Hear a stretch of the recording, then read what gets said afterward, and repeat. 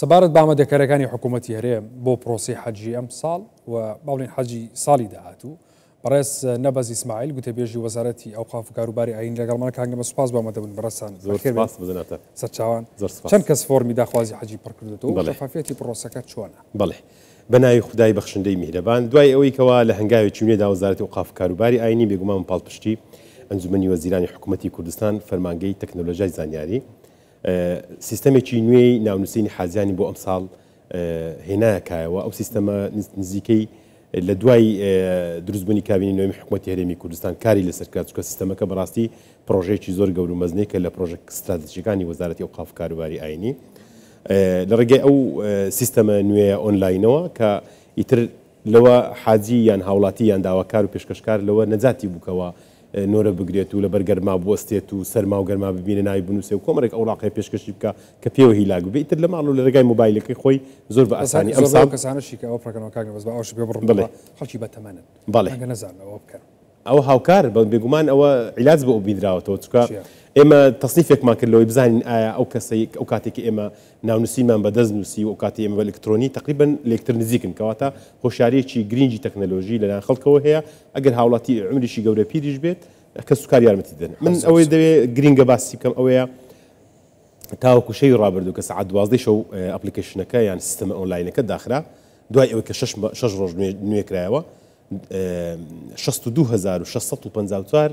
فۆرمی داواکاری پێشکەشی ئەو سیستەمەکرا لەو فۆرمەدا 5 بەش لە خۆ دەگرێت 5 زۆری جیاوازی داواکاری حەز لە خۆ دەگرێت ئەو 5 زۆر جیاوازە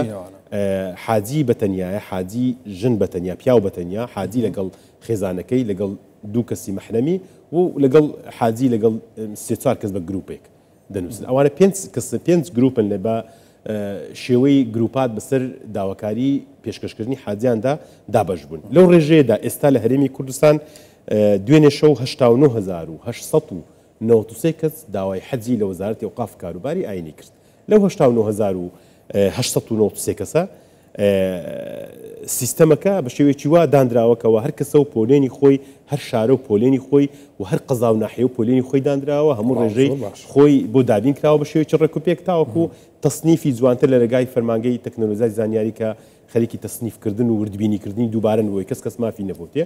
عینی وا پێشبین دەکەم ئینشاءالله قەدەری خوا نەبێت ئێمە لە کۆتایی مانجیدا ئینشاءالله تیر و پشتی ناوی حاجیان بۆ حەجی ساڵی 2026 ئینشاءالله ئەنجام دەدەین باشە لەو 89,000 کە باسی کرد 89,000 قسوورە چەندێک وەرەگرێ بەپێی ئەو ژمارەیە کە ئێمە حەجی ئەم ساڵ کە ڕابردوو بوو تیدا بووین 6,125 هاوڵاتی مافی حەجکردنیان هەبوو لە هەرێمی کوردستان ئەو 6,000 بەپێی سیستەمی ڕێژەی لە میلیۆنانە واتە لە هەر میلیۆنێک کەس 1000 کەس دەتوانێت حەج بکات ڕێژەی عێراق چەند بوو پشتی هەرێمی کوردستان 6,125 کەس بوو ئەگەر ئەو ڕێژەیەک خۆی بمێنێتەوە بێگومان ئەم ساڵیش تیر و پشک بۆ 6,125 هاوڵاتی دەکرێت لە ئەو 89,000 کەسە حکوومەتی هەرێمی کوردستان تا چەند ئاسانکاری کردو هاوڵاتیانە تا چەند پاڵپشتی کردوون ئەگەر پاڵپشتی دارایی حکوومەتی هەرێمی کوردستان نەبوایە بە شێوەی ڕاستەوخۆ ئەوە دڵنیات دەکەمەوەکەوە ڕێژەی تێچووی سەفەرکردنی حاجیانی هەرێمی کوردستان نزیکەی 800 تاوەکو 1000 دلار زیاتر دەبوو بەڵام حکوومەتی هەرێمی کوردستان بە سوپاسەوە بە زیاتر لە 4 بۆ 6 میلیارد دیناری کردە پاڵپشتی دارایی وەزارەتی ئەوقاف و کاروباری ئاینی بۆ دووسێشن یەکەم نرخی تێچووی حەج بۆ حاجیانی هەرێمی کوردستان کەمتر بێتەوە ساڵانی هەر زۆر بڵێ دووەم کوالیتی خواردن زۆر بەرزتر بێ بۆ کوالیتی شوێنی حەوانەوەی حاجیان زۆر باشتر بێ چارەسەرکردن بێ بەرامبەر زۆر باشتر بێ لەگەڵ هاتوچۆ یعنی ئەگەر بێت و هەموو حاجیەک بپرسی ئەم ساڵ حەجت چۆن بوو لەگەڵ حاجیانی هەرێمی کوردستان بێگومان ئەم ساڵ کە ئێمە تیدا بووین حەجمان بەڕێ کرد کە خۆم یەکێک بووم لە بەشداربوانی یەکێک بوو لە پرۆسە نمونەیەکانی حکوومەتی هەرێمی کوردستان و وەزارەتی ئەوقاف پێشکەشی هاوڵاتیانی خۆی کردکەوە ئەرکێکە بەڕاستیکاکنەوەس با جیاوازی بکەین لە بینی ساڵەکانی ڕابردوو ساڵانی پێشووتر و جیاوازەکە پێشبینی نەکراوە ئەوەندە جیاوازەکە زۆرە و بەجنابیش ڕدەگەێنمکەوە ساڵی ئایندا وەزارەتی ئەوقاف و کاروباری ئاینی بە پاڵپشتی حکوومەتی هەرێمی کوردستان پرۆژەی زۆر باشتر و گونجاوتری دەبێت بۆ حاجیانی هەرێمی کوردستان کە لە ئاست داخوازی و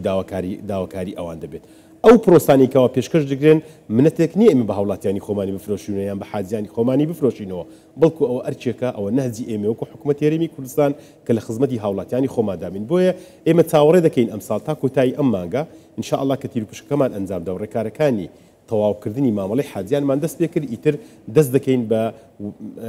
ڕێخستنی شوێنی مانەوەی حاجیان بەو لیزاناتانی کەەوە سەرپەرشتیان دەکات لە پزیشکان لە ئیداری لە کۆمپانیەکانی حەج و عومرە تایبەت بە گواستنەوەی حاجیان ئەوانە هەموو دەست پێ دەکەین بۆ ئەوی پرۆسەیەکی نمونەیی جوان ڕێکخین وەکو ئیدارە تاوەکو پێش کۆتایی هاتنی ئەم ساڵ. باش کاک نەبەست پشکی بنەماڵی شەهیدان و وەفاکەراوان و بەڵێ پشکی پیشە تایبەتەکان وەکو پزیشکەوانی دیکە پێشووتر پشتی کە سوکاری سەربەرزی شەهیدان تەنیا 50 کەس بوو واتە 50 کەس کە سوکاری سەربەرزی شەهیدان دەیانتوانین لە ڕێگای وەزارەتی شەهیدانەوە پشتگیری بێن کە سوکاری پلەیەکی شەهیدانی سەنگەر بۆ ئەوەی بەشداری تیرروپشتی حاجیان بکەن لەسەر ئەرچی خۆیان بەڵام بە نورەگرتنێکی جیاواز. ئەم ساڵ لە ڕێگای ئەو ئەپلیکیشنەوەکەوە ئێمە ڕامیان گەیاندبوو کورسی کە سوکاری سەربەرزی شەهیدان لەناو ئەپەکەدا جیا کراوەتەوە دوای ئەوەی کەەوە تەئیدێکی وەزارەتی شەهیدان دەهێنێ لەگەڵ داواکاریەکان تر هاوپێچی دەکات ئیتر کە سوکاری شەهیدان ڕێژەیان زیاد بوو بۆ 120 کەس واتە ئەمەش بێگومان دوای دیراسەکردنیێکی ورد بە فەرمانی بەڕێز وەزیری ئەوقاف کاروباری ئاینی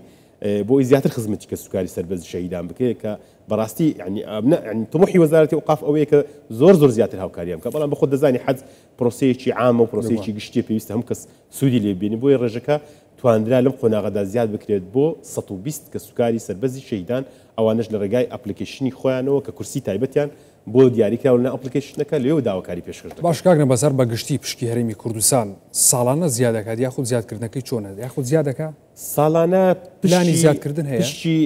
حاجیانی عێراق کە دادەندرێت پشتی هەرێمی کوردستان لەسەر عێراق حساب دەکرێت من وای بۆ دەچم ئەمە کە قسەی فەرمی نییە بەڵام وای بۆ دەچم کە ڕێژەی حاجیان بە گشتی لە عێراقدا زیاد ببێت وای بۆ دەچم و ئەگەر بێت لە حاڵتێکدا ئەگەر ڕێژەی حاجیان لە عێراقدا زیاد بوو بەپێی ئەو ئامارێکەوە پار عێراق کردی کە ڕێژەی دانیشتوانی زۆر زیاد بوو دەتوانین داواکاری پێشکەشی وڵاتی عەرەبستان بکات لەوەیکەوە ڕێژەی دانیشتوانی زیاد بووە دەبێت حاجیانیشی زیاد بن بۆیە وا پێشبین دەکەم ئەگەر ڕێژەی حاجیانی عێراق زیاد بێ بێگومان هەرێمی کوردستانیش بەشێک دەبێت لەو زیاد بوون. باش کاک نەبەست حاجیان ساڵی پار کێشیان چی بوو ینی چوونە حەج ئەم ساڵ و کێشانە بەڵێ دەتوانم بەجەنابت بڵێم هیچ گرفتێکیان هەبوو ئەسڵ دەتوانم بەجەنابت بڵێم ئێوەش وەکو ڕۆژنامەنووسان وەکو دەستگایەکی میدیایی معتەبەر و باوەڕپێکراو کە ڕۆڵی زۆر کاراتان هەبوو ساڵی پار بەڕاستی ئێمە هەمانجیمان هەبوو لەگەڵ جنابتان چالاکەکانی ئێمەتان یعنی چالاکەکانی حاجیاتان دەگواستەوە بەبێ قسووری بەڕاستی ئەوزەی سوپاسە بەڵام حەز دەکەم بەجەنابت ڕابگێرم دەتوانم بەجەنابت بڵێم کە ئەم ساڵی ڕابردوو کە 2025 پرۆسەیەکی نمونەیی وا پێشکەشی حاجیانی هەرێمی کوردستان کە لە کوالێتی خواردن لە چارەسەرکردن لە هاتووسۆ و لە شوێنی ماوەنەیە حاجیان لە مینا شوێنی مانەوەی حاجیان لە عەرەفە و واجباتانی کەواکرا ڕێژی دەتوانم بڵێم کوالێتێکی یەکجار بەرز و باش ئەم هەموو دڵنیایی کاک نەبەست بەو هەموو دڵنیاییەوە کە باسیەکەی بەو ینی دڵخۆشی و دڵنیایەتەوە ئەمە لە ینی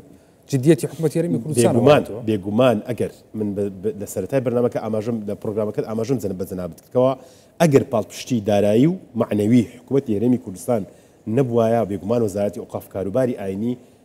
بەم شێوەیەکەوە هەیە بەم کوالەتی بەرزە نەیدەتوانێت ئەو خزمەتە پێشکەش بکات ئەم یارمەتیانی حکوومەتی هەرێمی کوردستان بۆ ئەم ساڵیش بەردەوام دەبێت واتە نەهجێکە ئەمەش بۆ خزمەتکردنی حاجیانی خۆمانە بۆ خزمەتکردنی هاوڵاتیانی خۆمانە کە لە ئاستی بەرپرسیارەتی داین ئێمە و دەبێت خزمەتیشان بکەین دوای ئەوە لێژنەی پزیشکی بە شێوەی 24 کاتژمێری یاوەری حاجیانیان دەکرد یعنی کلینیکی پزیشکی لە ناو هۆتێلی حاجیان هەبوو کە ئەم ساڵ وڵاتی عەرەبستان لەبەرەوەی ئوتێلی ئێمە زۆر لە حرەم نزیک بوو مەمنوعیان کردبووکەوە